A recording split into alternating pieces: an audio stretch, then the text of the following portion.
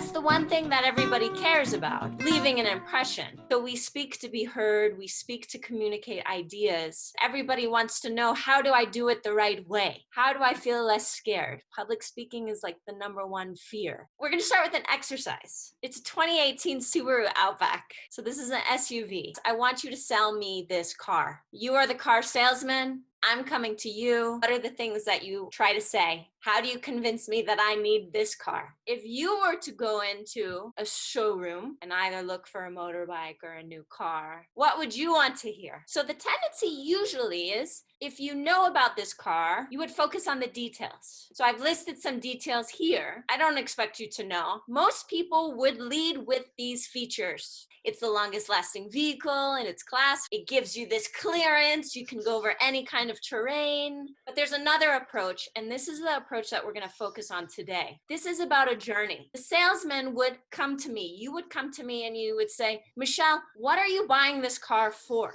Say I'm a mom. I want to say, I want to bring my kids to school, but I also want to look cute doing it. And say the salesman says, okay, I got the thing just for you. Easy to get your kids in and out. It's peaceful, it's clean, easy to handle, it looks sharp on the road. How does that sound? And now he's got me. Yeah, how can I say no to that? Yeah, that sounds good. And now the salesman can say, let me tell you how to get there. There's a conversation that has occurred. So when you're speaking, when you're presenting, imagine a conversation, because this takes the fear away from having to present, having to be on display, to actually you're engaging in a dialogue, in a conversation with the audience or the person that you're talking to. So when you're presenting, when you're putting together a speech, you have to think, where do you want people to go? By the time you're finished with this, by the time you're done, what do you want to happen? What's the outcome here? Do you want to try to change your mindset? Maybe you're trying to get someone to buy a product. You have to start from your end result. Where do you want people to go? And this is how you build your speech. This is how you build your presentation. When you understand what you're presenting and who will benefit, it's much easier to sort through all the details. Lots of times when people think about public speaking, they think of the details first and stress out so much about those details that they miss this big picture. So remember, you're not selling a car, you're not giving a speech, you're actually creating a journey, and it's supported by facts. But you cannot support anything with facts if you don't know that journey, if you don't know that destination. What is the key? The number one key for successful presentations? Giving. When you show up to give,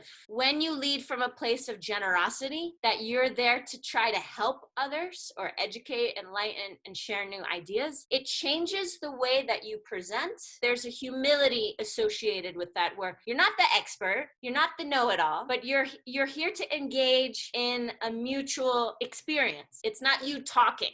And so a lot of times, I don't know if you've had this experience, you're in a lecture and the teacher is just talking. There's no two-way street happening. It's just talking and it's going, and you're thinking, do they even know that I'm sitting here bored out of my mind? Passionate speakers captivate audiences. How do you find your passion? How do you unlock this door to you being a good speaker? Number one, think about what you care about. If you don't care about something, it's more difficult to try to pretend. Pair with what you know. And when you can find the crossover of these two things, what you care about and what you know, this is where passion comes from. It's very hard to feel or look passionate about something that you have no idea about and you're not informed about. It's tricky when you're given an assignment for school, but you have to think, okay, within this topic that I've been assigned, what's the one piece that I can cling to that I actually feel engaged by? After you figure out what you want to say, you have to figure out how to say it. The biggest mistake that I see from people is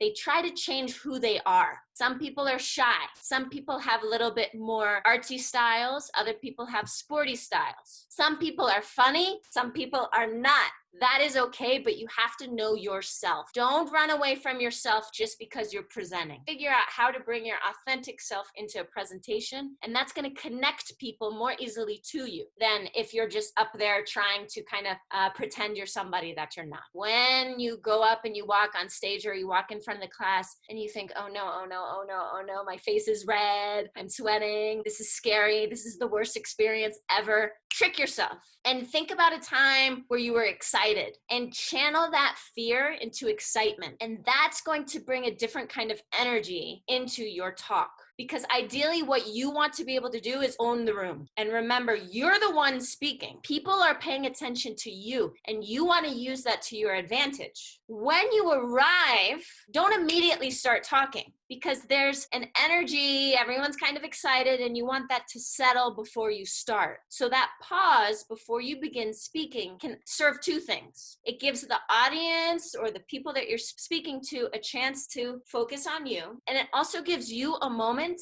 to ground yourself and to collect yourself before you begin. And this helps you feel confident. Your voice is a tool. So a speech is not just about words. Speeches have to do with your presentation, your body posture, the pace of your voice, the volume of your voice, what you emphasize, what you don't. A lot of times people think, oh, to speak good English, I have to speak very fast. To give a good presentation, I have to speak quickly. But actually, that's not the case. If I was your speaking coach and I was trying to encourage you, I would actually say, go slow. Too slow does not exist. Because watch. When I speak slowly, suddenly your attention changes. But if someone's speaking fastly and they're trying to get a lot of comments out and they're trying to show a lot of facts and they're trying to show a lot of demonstrations and they're trying to do this and this and this and this, you kind of check out. And you're thinking, wait, what? What are they saying? If you're having, I know most of you guys, English is your second language, and there's a lot of insecurity about that. Do not feel insecure. Use it to your advantage. Remember, slow can be very interesting and captivating when you're speaking.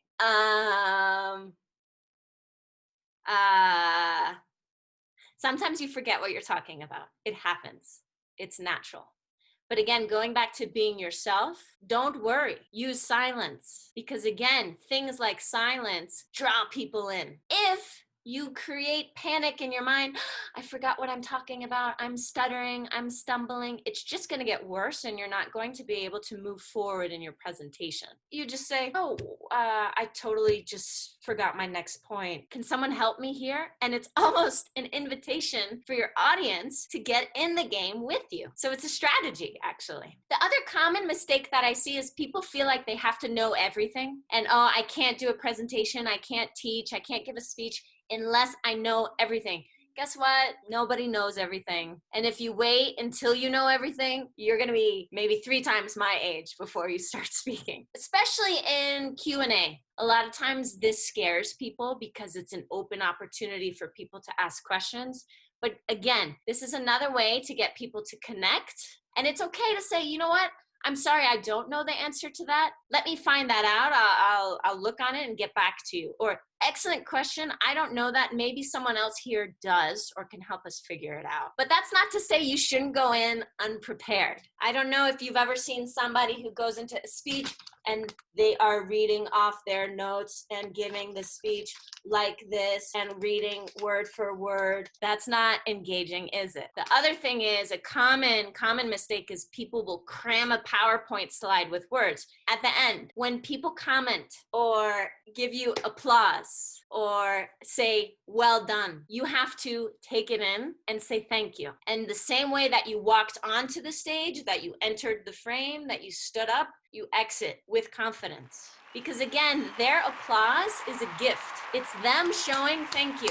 Thank you for your time. Thank you for your energy. And you have to be willing to say thank you. And then you walk off the stage. Now, how do you put together an actual talk? So this is what a lot of people want to learn. Number one, now we know you have to think about the journey. And so you're thinking about where you're trying to go. So what's your goal? And you want to have a story, because if it's just facts, figures, it's not going to be so interesting. What's the story that brings people in? And then, of course, practice. There's a fine balance between natural and over practice. And this is something that you just learn over time. If you are given a specific topic that you must present about, find that small piece that you're interested by. Figure out what is an element in there that crosses over with your interests. The story draws people in. So when you can think of an interesting metaphor or analogy to emphasize the story that you're telling, this can be very effective when you're giving a speech. This can be overwhelming, I know. So that is why the very first slide is that I showed you today is where are you trying to go and what are you trying to do? So when you have an outline set, you can work backwards. And this is with any goal. You have to identify the goal and then come backwards. When you're building a speech, you do the same thing. You make an outline because your conclusion, the very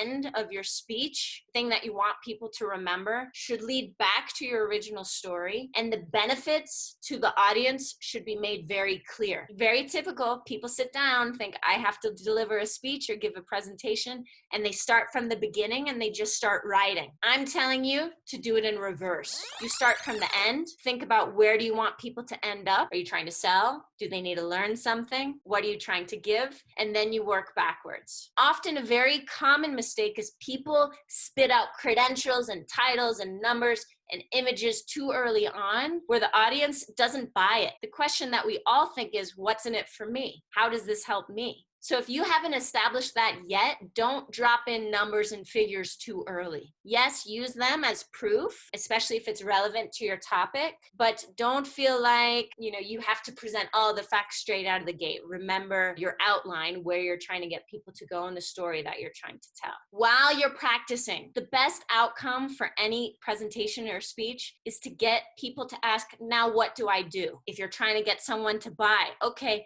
how do I do it? What's the next step? If you're trying to get someone to change their mind about something, okay, now what do I do? Where do I go with this new information? So you must practice, and this is how you get better. So start with the end in mind, build your outline, tell a story, and get feedback. You get on a Zoom call with a friend and you practice speaking. Once you understand your story and you understand you and what you're trying to share, you will get better with time. This is a fact of life. The hardest part is starting. The absolute hardest, most difficult part is starting. The first speech that you give, you'll be nervous. I am not going to lie to you and say you won't ever feel nervous, because you will, but it won't be as much of a big deal. We like perfection, but not too much, right? So we want to see speakers as human. And so if you do go blank when you're in front of people, don't worry. The worst thing you can do is worry and panic and make it worse. The best thing that you can do is own it and just take a moment, take a breath. And if you don't have notes and if you don't have a PowerPoint slide to go off of, you just admit to your audience and say, I'm sorry, I need a moment. How do you show confidence? Shoulders back, head up.